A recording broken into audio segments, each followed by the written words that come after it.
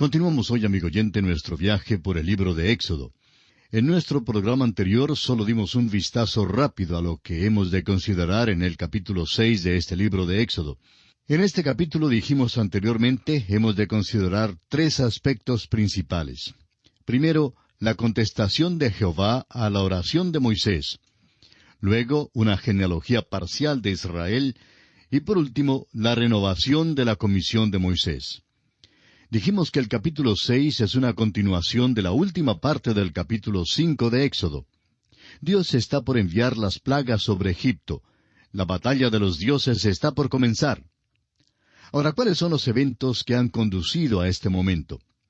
Mirando hacia atrás, encontramos que lo primero que Moisés, Aarón y los ancianos de Israel hicieron fue pedir permiso a Faraón para ir camino de 3 días al desierto para ofrecer sacrificio al Señor.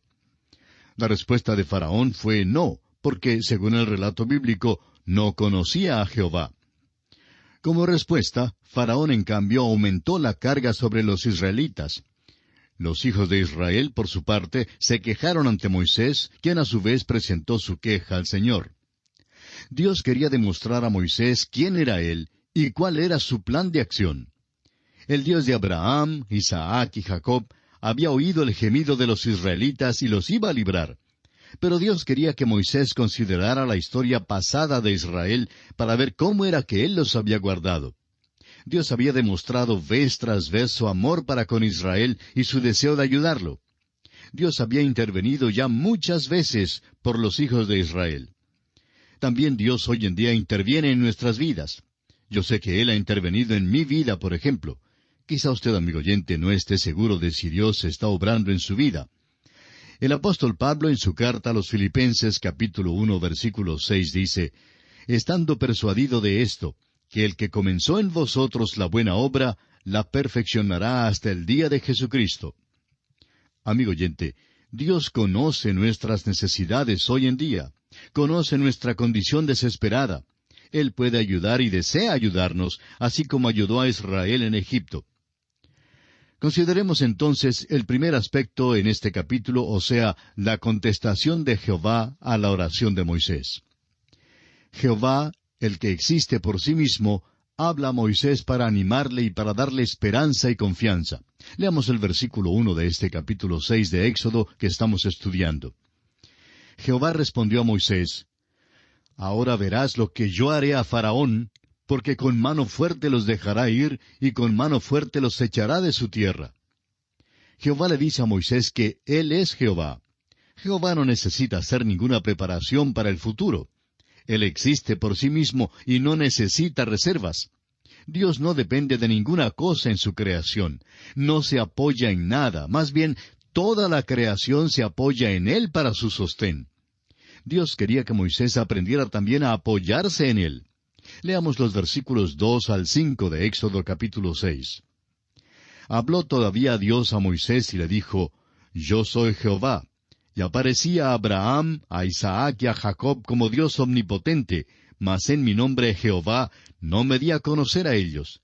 También establecí mi pacto con ellos de darles la tierra de Canaán, la tierra en que fueron forasteros y en la cual habitaron. Asimismo, yo he oído el gemido de los hijos de Israel, a quienes hacen servir los egipcios, y me he acordado de mi pacto. Dios está diciéndole a Moisés que él había aparecido a Abraham, a Isaac y a Jacob, pero no era conocido como Jehová. Dios como Jehová iba a redimir a su pueblo, a adoptarlo como suyo, a librarlo de la esclavitud y a guiarlo a la tierra prometida. Debido a todo esto, ellos conocerían a Dios como Jehová, una parte de su carácter que Él no había revelado a Abraham, ni a Isaac, ni a Jacob. En los versículos 6 hasta el 8, Dios revela las 7 promesas de la redención que Él cumplirá, 7 cosas que Él dice, «Yo haré». Estos versículos pintan un retrato maravilloso para nosotros hoy en día, y en aquel día sirvieron de gran ánimo para Moisés. Dios anuncia quién es y lo que Él va a hacer. Nosotros tenemos un Salvador hoy que nos dice quién es y también lo que Él va a hacer. Él puede salvar perpetuamente a los que por Él se acercan a Dios. Leamos entonces los versículos 6 al 8 de este capítulo 6 de Éxodo. Por tanto dirás a los hijos de Israel, Yo soy Jehová, y yo os sacaré de debajo de las tareas pesadas de Egipto, y os libraré de su servidumbre, y os redimiré con brazo extendido y con juicios grandes, y os tomaré por mi pueblo y seré vuestro Dios, y vosotros sabréis que yo soy Jehová vuestro Dios, que os sacó de debajo de las tareas pesadas de Egipto. Y os meteré en la tierra por la cual alcé mi mano jurando que la daría a Abraham, a Isaac y a Jacob, y yo os la daré por heredad, yo Jehová.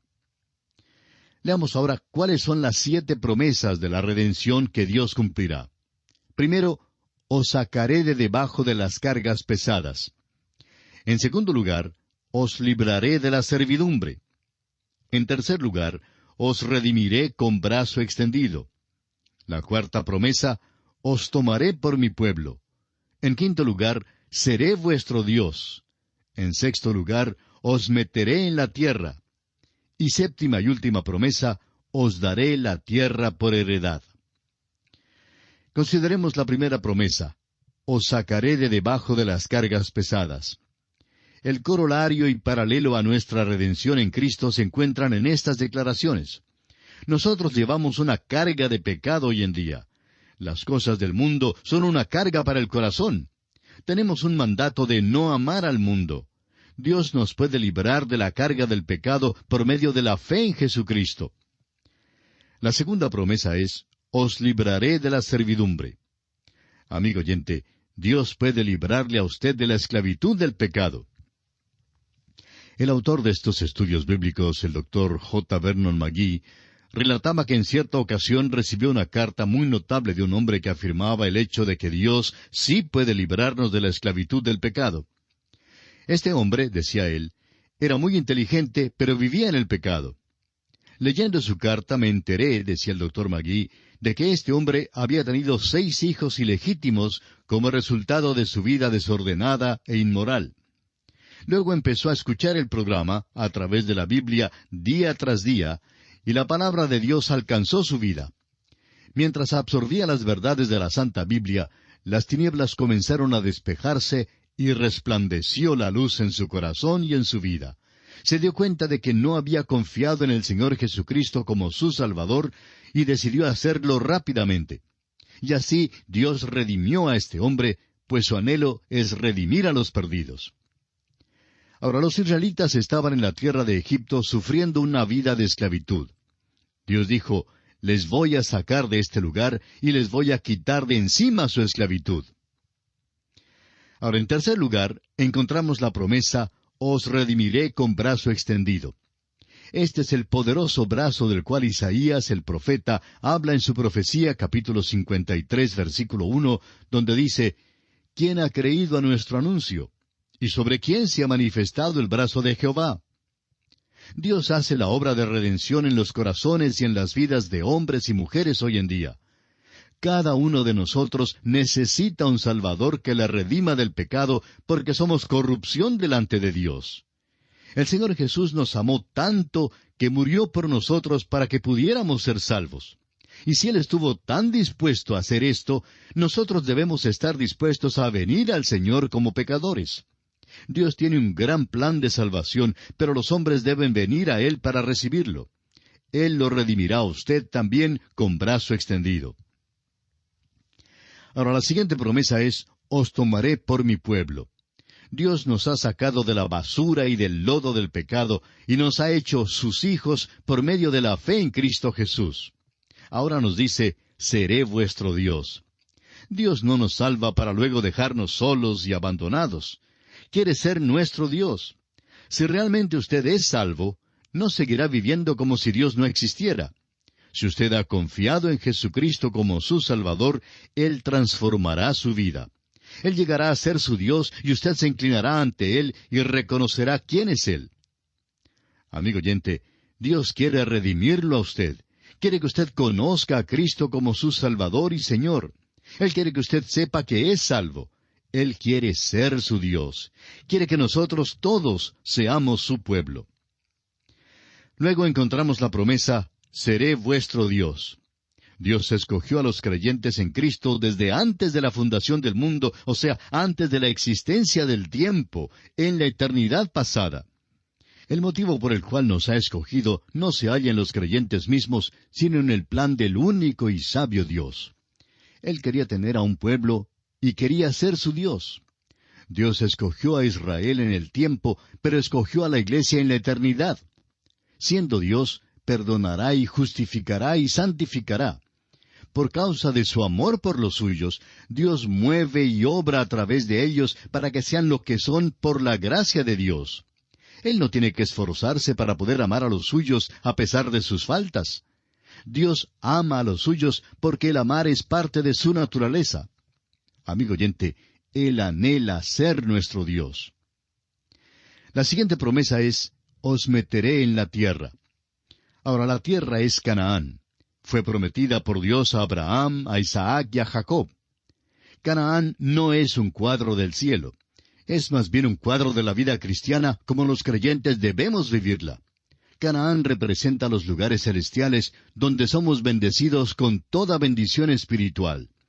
El creyente debe andar con la dignidad de su supremo llamamiento para tener el gozo perfecto de la bendición espiritual. Esto se logra por medio de la plenitud del Espíritu. Así lo expone el apóstol Pablo en su carta a los Efesios, capítulo 4, versículo 1. Yo, pues, preso en el Señor, os ruego que andéis como es digno de la vocación con que fuisteis llamados.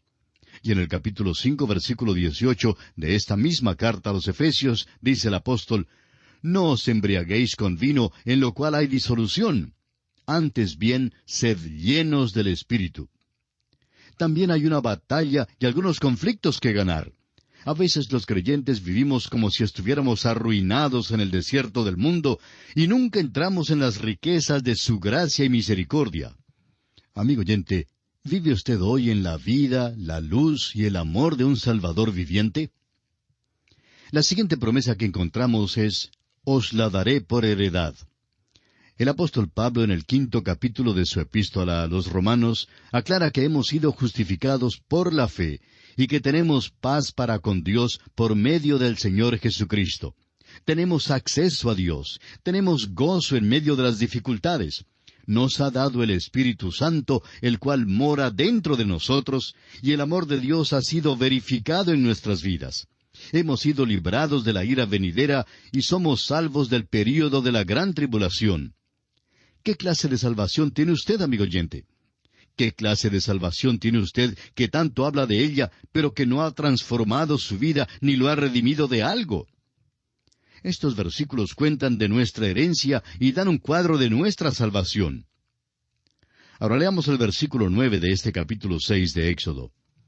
De esta manera habló Moisés a los hijos de Israel, pero ellos no escuchaban a Moisés a causa de la congoja de espíritu y de la dura servidumbre. Debemos compadecernos de los hijos de Israel en su tiempo de servidumbre, así como éste. No les fue posible creer a Moisés porque él no había ayudado su causa, sino que simplemente había sido responsable del aumento de sus cargas y trabajos. Una vez más, Dios ordena a Moisés hablar con Faraón. Leamos los versículos 10 al 13 de Éxodo 6. Y habló Jehová a Moisés diciendo, entra y habla a Faraón, rey de Egipto, que deje ir de su tierra a los hijos de Israel. Y respondió Moisés delante de Jehová, he aquí, los hijos de Israel no me escuchan. ¿Cómo pues me escuchará Faraón, siendo yo torpe de labios? Entonces Jehová habló a Moisés y a Aarón, y les dio mandamiento para los hijos de Israel, y para Faraón, rey de Egipto, para que sacasen a los hijos de Israel de la tierra de Egipto. Los israelitas no aceptaron a Moisés, y tampoco Faraón lo aceptó. Dios entonces mandó a Moisés a que hablara de nuevo a Faraón. Pero Moisés está ahora mal dispuesto a ir. Sus ojos están mirando las circunstancias antes que a Dios mismo. Y llegamos ahora al segundo aspecto que vamos a considerar en este capítulo 6 de Éxodo, y es una genealogía parcial de Israel. En medio de todas estas circunstancias y dificultades, llegamos a algo que ocurre que es muy extraño.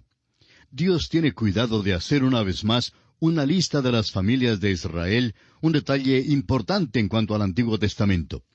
Francamente, encontramos algo fastidioso leer todos estos nombres y casi nos producen sueño, pero son importantes y conmovedores a Dios. Y Él insiste en que se registren las genealogías. Dios quiere que sepamos algo acerca de quiénes estamos leyendo y quiénes son sus hijos. Dios se siente igual en cuanto a usted y a mí, amigo oyente. Él quiere que seamos sus hijos por la fe en Cristo Jesús. Leamos ahora los versículos 14 al 16 de este capítulo 6 de Éxodo. Estos son los jefes de las familias de sus padres. Los hijos de Rubén, el primogénito de Israel, Hanoc, Falú, Esrón y Carmi. Estas son las familias de Rubén.